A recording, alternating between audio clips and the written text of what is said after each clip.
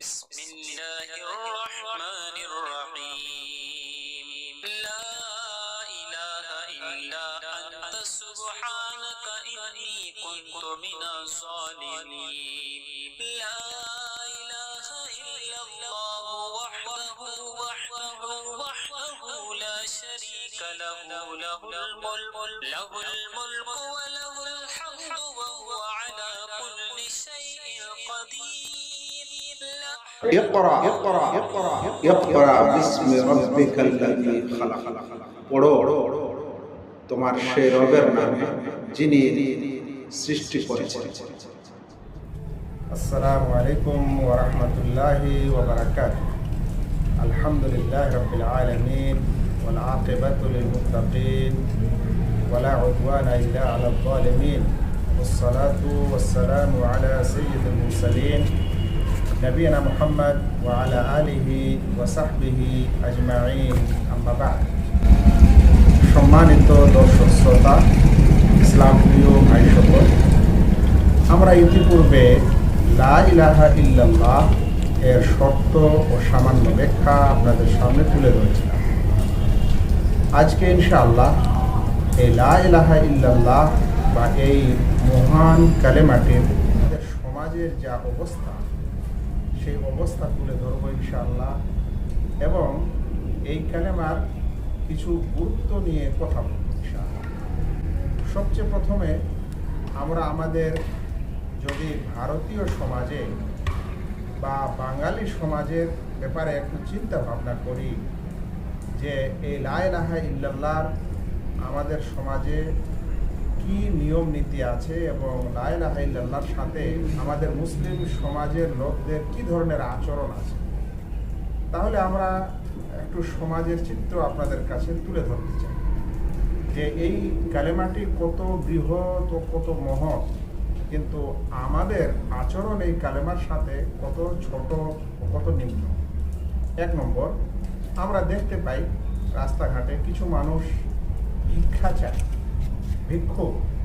সে ভিক্ষা চাওয়ার আগে বলে লা ইলাহা ইল্লাল্লাহ, চারটা কিছু দেন বা আমি অমুক, আমাকে কিছু আপনারা সাহায্য করেন। মানে আমরা এরকম একটি মহান কালিমাকে ভিক্ষা নেওয়া দেওয়ার জন্য ভিক্ষুকের একটা পরিচয় হিসাবে এই কালেমা লা ইলাহা ইল্লাল্লাহ আমরা সম্মান দিচ্ছি। লা হাওলা ওয়ালা কুওয়াতা ইল্লা বিল্লাহ।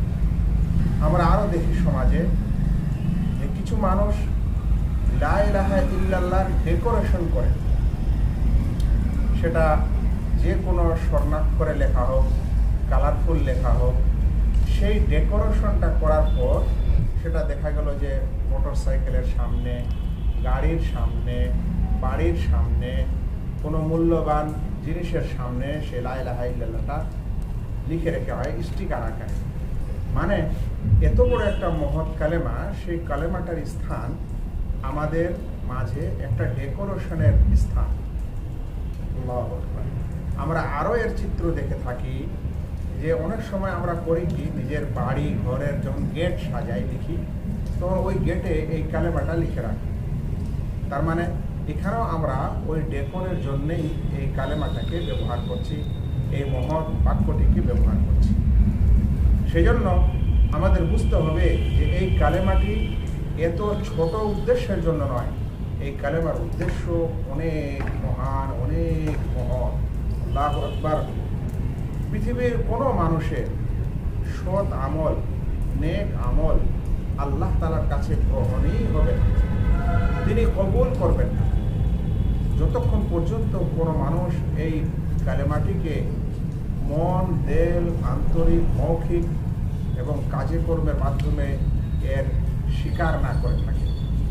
এই কালেমা ছাড়া, এই কালেমার সাক্ষীদাতা ছাড়া, এই কালেমাকে মান্যকারী ছাড়া, এই কালেমাকে বিশ্বাসকারী ছাড়া, এই কালেমার স্বীকারোক্তি ছাড়া আল্লাহ রাব্বুল আলামিন কিয়ামতের ময়দানে কোনো মানুষের আমল ইত্যাদিকে গ্রহণ করবেন না। আল্লাহ রাব্বুল আলামিন কোরআনে বলছেন, ওয়াকাদিমনা ইলা মা আমিলু মিন আমালিন ফাজআলনাহু হাবাআম মানসুরা। আমি ওই সকল লোকদের সৎ আমল ইত্যাদির কাছে আসবো যে সকল সৎ লোকেরা, ভালো মানুষেরা, মানে মানুষ হিসাবে ভালো, তাই সে কিছু সৎ কাজ করেছে, কিন্তু তার সেই সৎ কাজে কালেমায়ে তাওহীদের, কালেমা লা ইলাহা ইল্লাল্লাহর প্রতি ঈমান ও বিশ্বাস নাই, তার প্রতি সাক্ষী নাই, কিন্তু তার কিছু সৎ কাজ হয়েছে। আল্লাহ রাব্বুল আলামিন বলছেন ফাজআলনাহু হাবাআম মানসুরা, আমি তাদের ওই আমলগুলিকে ধুলি কণার মতো উড়িয়ে দিই। ধুলি কণার মতো সেগুলো উড়ে যাবে, আল্লাহ তাআলার কাছে কোনো মূল্য হবে না যদি কোনো ব্যক্তি এই লা ইলাহা ইল্লাল্লাহর প্রতি সত্যিকারে বিশ্বাসী না হয় এবং সেটা স্বীকারকারী না হয়, আন্তরিক এবং মৌখিক এবং সেটা কাজে পরিণতকারী না হয়। এই লা ইলাহা ইল্লাল্লাহ সেই বাক্য ছিল যে বাক্যর দিকে রাসূল করিম সাল্লাল্লাহু আলাইহি ওয়াসাল্লাম শুরুর দিকে তার দাওয়াত এই কালেমার দিকে ছিল। তিনি মানুষকে বলতেন কুলু লা ইলাহা ইল্লাল্লাহ তুফলিহু, তোমরা লা ইলাহা ইল্লাল্লাহ বলো, তোমরা সফল কাম হবে। তার মানে তোমরা এই বাক্যটির সম্পূর্ণরূপে সাক্ষীদাতা হও, আন্তরিকভাবে, মৌখিকভাবে এবং কাজে কর্মে, তাহলে তোমাদের কিছু কল্যাণ হতে পারে, সফল কাম তাহলে হতে পারো, নচেত হতে পারো না। এই লা ইলাহা ইল্লাল্লাহ হচ্ছে সফলতার সবচেয়ে বড় চাবিকাঠি। এ ব্যাপারে রাসূল সাল্লাল্লাহু আলাইহি সাল্লামের প্রিয় চাচার মৃত্যুর সময়কার ঘটনাটি আমাদের কাছে সবচেয়ে গুরুত্বপূর্ণ। প্রিয় নবী মুহাম্মদ মুস্তাফা সাল্লাল্লাহু আলাইহি সাল্লাম তিনি অল্প বয়সে এতিম হয়ে গেছিলেন, এটা আমরা সাধারণত সবাই জানি, কিন্তু তার লালন পালন করেছিলেন তার সম্মানিত চাচা আবু তালেব। এবং সেই আবু তালেবই ওই ব্যক্তিত্ব যে রাসূল করিম সাল্লাল্লাহু আলাইহি সাল্লামকে বড় বড় সমস্যার সময় তিনি যদিও মুসলমান হননি, কিন্তু মুহাম্মদ সাল্লাল্লাহু আলাইহি সাল্লামের পাশে এসে দাঁড়াতেন এবং তাকে সাহায্য সহানুভূতি করতেন। এখন এই সম্মানিত প্রিয় চাচার যখন মৃত্যুর সময় হয়, মৃত্যুকালের ঘটনাটি বহু হাদিসে এসেছে, তার মধ্যে সহিহ মুসলিমের বরাতে আমি বলছি যে যখন লাম্মা হাদারাতুল ওয়াফাত, যখন আবু তালেবের মৃত্যুর সময় কাছে চলে আসে, তখন দাখালা আলাইহিন নবী সাল্লাল্লাহু আলাইহি ওয়াসাল্লাম, তখন আল্লাহ রাসূল সাল্লাল্লাহু আলাইহি ওয়াসাল্লাম সেই চাচার বাসায় যান, তার কাছে যান, যে দেখেন সেখানে কুরাইশ গোত্রের কিছু বড় বড় লিডার প্রকৃতিক লোকেরাও সেখানে আছে, তার মধ্যে আবু জাহাল আছে, আরও অনেকে সেখানে উপস্থিত আছে। আল্লাহ রাসূল সাল্লাল্লাহু আলাইহি সাল্লাম গিয়ে বলছেন, আই আম্মি, হে আমার প্রিয় চাচা, কুল লা ইলাহা ইল্লাল্লাহ, আপনি লা ইলাহা ইল্লাল্লাহ বলুন।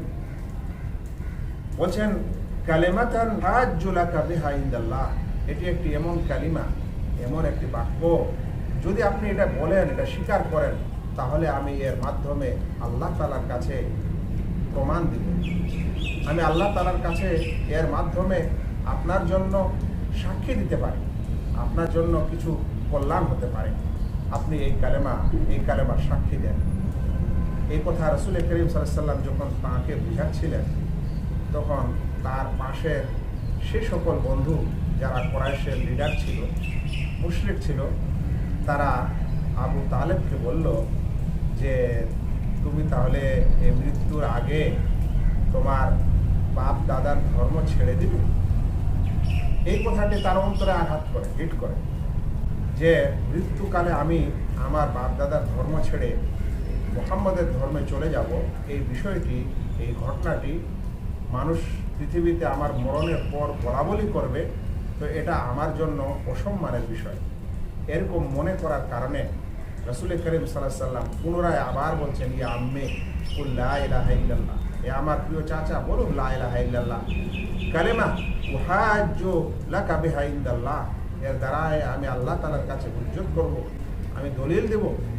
তখন আবার ঘুরে ফিরে কুরাইশের ওই সকল মুশরিকরা আবু তালেবকে বললেন, ও তাহলে তুমি মৃত্যুর পূর্বে আগের তোমার বাপ দাদার ধর্ম ছেড়ে দিবে আর এই মুহাম্মদের ধর্মে চলে যাবে।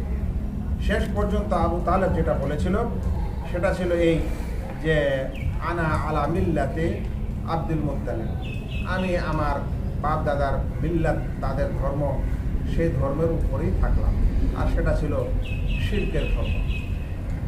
কিন্তু রসুল করিম সাল্লাল্লাহু আলাইহি সাল্লাম যেহেতু তাকে এই চাচা অনেক সাহায্য সহানুভূতি করেছিল, সে কারণে তিনি একটি কথা বললেন, ফাকালা লা আস্তাগফিরান্না লাকা মা লাম উনহা আন, আমি তারপরেও আপনার জন্য সুপারিশ করতে থাকব যতক্ষণে আমাকে নিষেধ না করা হয়। কিন্তু এটা স্পষ্ট ঘটনা যে তিনি লা ইলাহা ইল্লাল্লাহ বললেন না, এর সাক্ষী দিলেন না, এর স্বীকারোক্তি তিনি দিলেন না। কিন্তু রাসূল সাল্লাল্লাহু আলাইহি ওয়াসাল্লাম তার মহব্বতে মনে মনে ভাবলেন যে হতে পারে আমার ক্ষমা প্রার্থনা ইনার জন্য হয়তো কিছু কাজে দিবে। সে কারণে বলছেন যে অবশ্যই আমি ইস্তেগফার করতে থাকবো যতক্ষণে আমাকে এ বিষয়ে নিষেধ না করা হবে। কিন্তু আল্লাহ তাআলা উপর থেকে নিষেধাজ্ঞা পাঠিয়ে দিলেন।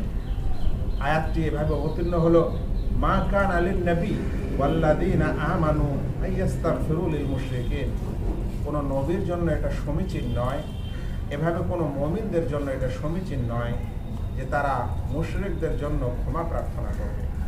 অতঃপর এই আয়াতও অবতীর্ণ করলেন, ইন্নাকা লা তাহদি মান আহবাবতা, হে মুহাম্মদ তুমি যাকে পছন্দ করো তাকে তুমি হেদায়েত দিতে পারো না।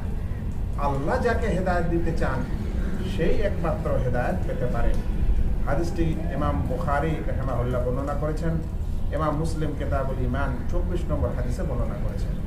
এখানে একটি কথা বুঝিয়ে দেওয়া আমি ভালো মনে করছি, সেটি হলো যে হে মুহাম্মদ তুমি তাকে হেদায়েত দিতে পারো।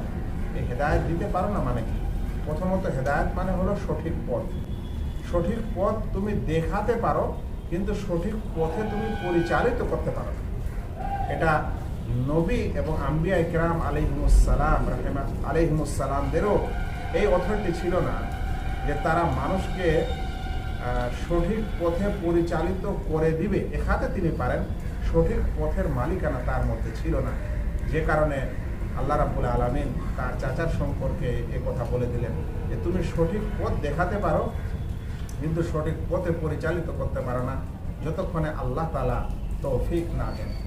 কথাটির অর্থ হলো এই যে এই লা ইলাহা ইল্লাল্লাহ সেই কালেমা, যেই কালেমার কেউ যদি সাক্ষ্য দেয় তাহলে তার জন্য রাসূল সাল্লাল্লাহু আলাইহি ওয়াসাল্লাম সাক্ষ্য দিতে পারেন, তার জন্য আল্লাহ তাআলার কাছে প্রার্থনা করতে পারেন। কিন্তু যদি এই কালেমার কেউ সাক্ষী না দেয় তাহলে তার জন্য কোনো রকম ক্ষমা এবং কোনো রকম ক্ষমা প্রার্থনার কোনো অবকাশ ইসলামে পাওয়া যায়। ভাই সকল, এ বিষয়ে আরেকটি গুরুত্বপূর্ণ তথ্য আপনাদের কাছে আমি পেশ করতে চাই, সেটি হলো যে এই কালেমার সাক্ষী কত গুরুত্বপূর্ণ বিষয়। আল্লাহু আকবার। একটি শাফাআতের দীর্ঘ হাদিস সহিহ বুখারী, সহিহ মুসলিম সহ বিভিন্ন হাদিস গ্রন্থে এসেছে যে আল্লাহ রাব্বুল আলামিন কিয়ামতের মাঠে যে মুমিন বান্দাদের সুপারিশ যে কবুল করবেন, যারা লা ইলাহা ইল্লাল্লাহ পাঠকারী নয় তাদের কোনো সুপারিশ নেই, কিন্তু যারা মুমিন হবে কিন্তু গুনাহগার হবে, এই সকল মানুষেরা যে সুপারিশ পাবেন বিভিন্ন ধরনের, তার মধ্যে একটি সুপারিশের আমি আপনাদের সামনে বর্ণনা দিতে চাচ্ছি।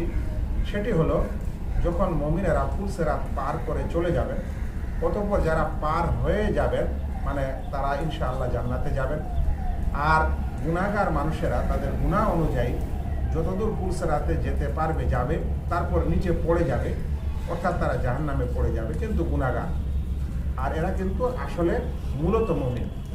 এরপরে যে ঘটনাটি ঘটবে সেটি হলো ওই সকল মানুষ যারা জাহান্নামে পড়ে গেল কিন্তু মুমিন মানুষ ছিল, গুনাহগার ছিল, তারা জাহান্নামে পড়ে গেছে, আর তাদের সঙ্গে সাথীরা পার হয়ে চলে গেছে, এখন তারা জান্নাত যাবে। এই সময় ওই সকল জান্নাত যারা যাওয়ার যোগ্যতা লাভ করবে, পুলসিরাত পার হয়ে যাবে, তারা সরাসরি জান্নাতে প্রবেশ করবে না, পুলসিরাত পার হবে আর জান্নাতের গেট এবং পুলসিরাতের মাঝে তারা অবস্থান করবে। এই অবস্থান করার সময় ওই সকল ব্যক্তিরা বলবে যে আল্লাহ, আমার অমুক সাথীকে আপনি জাহান্নামে কেন দিলেন, ওকে জাহান্নামে কেন ফেলে দিলেন? ও তো আমার সাথে নামাজ পড়েছিল। আবার বলবো ও তো আমার সঙ্গে অমুক ভালো আমল করেছিল, কিন্তু আপনি ওকে জাহান্নামে কেন দিলেন? তো আল্লাহ রাব্বুল আলামিন সেই সময় সেই লোকদেরকে এটা চান্স দিবেন যে যাও তোমরা তোমাদের ওই সকল ব্যক্তিকে জাহান্নাম থেকে বের করে আনো যারা তোমাদের সাথে ইবাদত করেছিল। অতঃপর সেই সকল মানুষেরা জাহান্নামে ঢুকবে, ঢোকার পর তাদের পরিচিত লোকদেরকে বের করবে। হাদিসের পরিভাষায় এসেছে যে তাদের সারা শরীর পুড়ে ছাই হয়ে যাবে, কিন্তু তাদের ইল্লা দারাতা উজুহিহিম, তাদের চেহারার গোলাকার যেটা আকার, সেই আকারটা আগুনে পোড়া যাবে না। আরেকটা হাদিসে এসেছে তাদের সাজদার স্থানটা আগুনে পোড়া যাবে না। আগুনকে নষ্ট করতে, পুড়ে ফেলতে আল্লাহ তাআলা নিষেধ করেছেন। এরপর ওই ব্যক্তিরা ওই সকল ব্যক্তিকে চিনতে পারবে এবং তাদেরকে জাহান্নাম থেকে বের করবে। এরপর আল্লাহ তাআলাকে এসে বলবেন যে আল্লাহ বের করে নিয়ে এসেছে। তখন আল্লাহ তাআলা বলবেন আরও যাও, যাদের অন্তরে 1 দিনারে মুদ্রা বরাবর ঈমান আছে তাদেরকেও তুমি জাহান্নাম থেকে বের করে নাও। ওদেরকে বের করে নেওয়া হবে। আবার আধা দিনার, অর্ধ দিনার বরাবর ঈমান আছে, ওদেরকেও বের করে নাও। আল্লাহ তাআলা তাদেরকেও বের করবেন। এরপর তৃতীয়বারে ওই সকল ব্যক্তিকে বের করবেন যাদের অন্তরে খুব ছোট্ট অল্প ঈমান আছে। অন্য এক হাদিসে এসেছে যে সর্ষের দানার মতো যার অন্তরে ঈমান আছে তাকেও বের করো, ওদেরকেও বের করা হবে। এভাবে যখন জাহান্নাম থেকে তাদেরকে বের করা হবে আর সবারই সুপারিশ শেষ হয়ে যাবে, তখন আল্লাহ তাআলা বলবেন যে শাফাআতুল মালাইকা ওয়া শাফাআন নাবিয়ুনা ওয়া শাফাআল মুমিনুন। এখানে তো ফেরেশতারাও সুপারিশ করলো, নবীগণও সুপারিশ করলেন, মুমিনরাও সুপারিশ করলো। ওয়ালাম ইয়াবকা ইল্লা আরহামার রাহিমিন। এখন সবচেয়ে দয়ালু ছাড়া আর কেউ বাকি থাকলো না। মানে আল্লাহ তাআলা নিজের সম্পর্কে বলবেন যে আমি আরহামুর রাহিমিন ছাড়া আর কেউ বাকি নাই। তখন আল্লাহ রাব্বুল আলামিন ফায়াকবিদু কাবযাতাম মিনান নার, জাহান্নাম থেকে এক মুষ্টি গ্রহণ করবেন। ফায়ুখরিজু ফিহা কওমান লাম ইয়ামালু খায়রান কাত্তু। অতঃপর এমন কিছু সম্প্রদায়কে জাহান্নামের আগুন থেকে বের করবেন, লাম ইয়ামালু খায়রান কাত্তু, যারা কখনো কোনো কল্যাণের কাজ, ভালো কাজ, নেকির কাজ করেনি। এই হাদিসটিকে ইমাম মুসলিম রাহিমাহুল্লাহ বর্ণনা করেছেন। এখন বুঝার বিষয় হলো যে আচ্ছা, আল্লাহ তাআলা জাহান্নাম থেকে এমন এক সম্প্রদায়কে বের করবেন যারা লাম ইয়ামালু খায়রান কাত্তু, কখনো ভালো আমল করেনি। তার মানে কি সেগুলা যারা মুমিন নয় সে সকল ব্যক্তি হবে? ওলামারা বলছেন যে না, এর মানে এটা নয় যে যারা মুমিন নয় তারা ওই সকল ব্যক্তি হবে। ওলামারা বলছেন ওই সকল ব্যক্তি ওই ব্যক্তি হবে যারা কম করে হলে লা ইলাহা ইল্লাল্লাহ সাক্ষী দিয়েছিল, তাওহীদকে মেনেছিল, তাওহীদের উপরে ছিল যে একমাত্র সত্য আল্লাহ, মহান আল্লাহ, তিনি হচ্ছেন আমার সত্য মাবুদ, তিনি ছাড়া আর কেউ ইবাদতের যোগ্য নয়, উপাসনার যোগ্য নয়। এই সাক্ষীর উপর যে সকল ব্যক্তিরা ছিল আর এর অতিরিক্ত কোনো ভালো আমল করেনি, এরকম ব্যক্তিরাই হবে ওই সকল ব্যক্তি। এখন আল্লাহ রাব্বুল আলামিন তাদেরকে জাহান্নাম থেকে বের করবেন, করার পর জান্নাতের নহরে তাদেরকে ফেলে দিবেন। অতঃপর জান্নাতের পানি তাদের উপর দিয়ে যখন বয়ে যাবে, তখন তাদের শরীরের সেই সকল পোড়া ময়লা সব কিছু ধুয়ে মুছে সুন্দর এক শরীরের অধিকারী সেই সকল ব্যক্তি হবে। রাসূল করিম সাল্লাল্লাহু আলাইহি ওয়াসাল্লাম একটি উপমা দিয়ে বলছেন, তোমরা গ্রামে গঞ্জে দেখোনি যে যদি পানির স্রোত যায় ছোট ছোট নালিতে, আর ওই নালির দুই দিকে যদি কোনো ধান টান বা কোনো দানা ইত্যাদি লেগে থাকে, অতঃপর সেখানে তারা সুন্দর করে চারা গাছ বের হয়। অন্যদিকে দেখা গেল এক রকমের কালার, আর এই চারা গাছগুলো আরেক রকমের কালারের হয়েছে, দেখতে কত সুন্দর লাগে। ঠিক ওইরকমই জান্নাতের নহরে এরা ধুয়ে মুছে কিনারায় লেগে যাবে আর সুন্দর মানুষের চেহারা হবে। আল্লাহ রাব্বুল আলামিন তাদেরকে তখন জান্নাত দিবেন। কিন্তু আল্লাহ রাব্বুল আলামিন যখন তাদের জান্নাত দিবেন, তখন একটি জিনিস আরও হবে যে আল্লাহ তাআলা তাদের পিঠে একটি মোহর লাগিয়ে দিবেন, যেই মোহর থেকে বোঝা যাবে যে এরা ওই সকল সম্প্রদায় যাদেরকে আল্লাহ তাআলা স্বাধীন করে দিয়েছেন, এরা কিন্তু এই বেশি কিছু আমল করেনি, বিনা আমলে জান্নাতে এসেছে। একমাত্র এদের পুঁজি ছিল এই ঈমান ও লা ইলাহা ইল্লাল্লাহ। এখন জান্নাতীরা বুঝতে পারবে যে এরা এই সম্প্রদায়, তাদের পিঠের ওই মোহর দেখে। কিন্তু ওরা নিজে বুঝতে পারবে না যে আমাদেরকে বাকিরা চিনতে পারছে। এই কথাটির উদ্দেশ্য হলো, এই হাদিসটি বলার উদ্দেশ্য হলো যে লা ইলাহা ইল্লাল্লাহ কতখানি গুরুত্বপূর্ণ একটি বাক্য, কতখানি একটি শক্তিশালী বাক্য, যেই বাক্যের কারণে, যেই স্বীকৃতির কারণে একজন মানুষ কোনো না কোনো রূপে জাহান্নাম থেকে নিষ্কৃতি পেতে পারে এবং জান্নাত যাওয়ার সুযোগ পেতে পারে।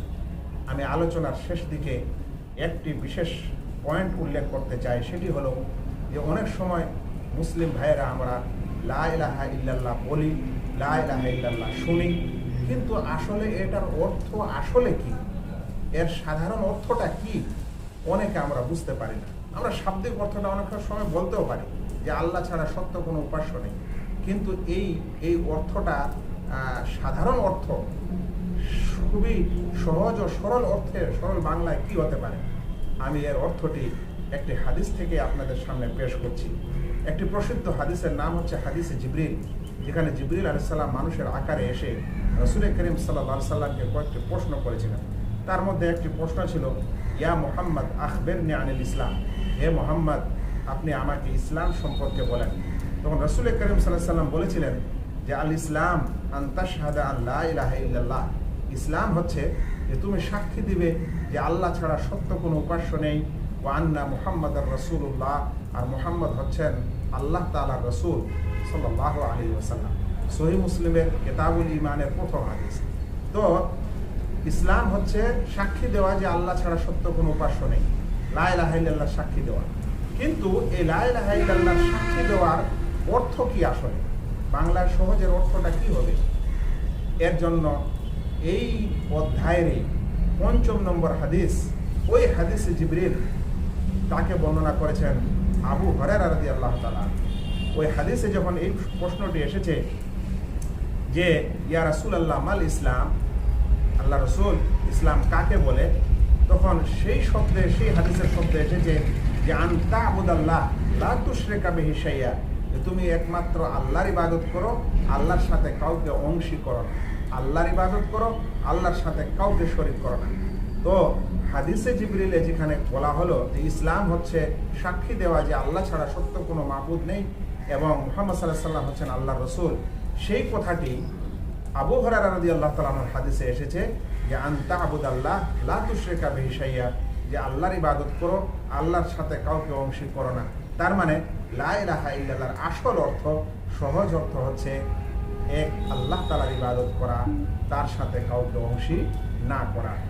এজন্যই আমাদের প্রত্যেক মুসলিম ভাইকে তার নামাজ, রোজা, হজ, যাকাত, জিকির, আজকার, ভালো ব্যবহার, চরিত্র ইত্যাদির পূর্বে এই কালেমাটি এবং এই বাক্যটির সম্পর্কে পরিপূর্ণ জ্ঞান নিয়ে নেওয়া এবং এর মর্ম বোঝা, এর অর্থ বোঝা, তারপরে এই কালেমাকে সাক্ষী দেওয়া, আপনার অন্তরে এর বিশ্বাস রাখা, মৌখিক এর স্বীকার করা, অঙ্গ প্রত্যঙ্গ দ্বারা এর দাবি অনুযায়ী কাজ করা।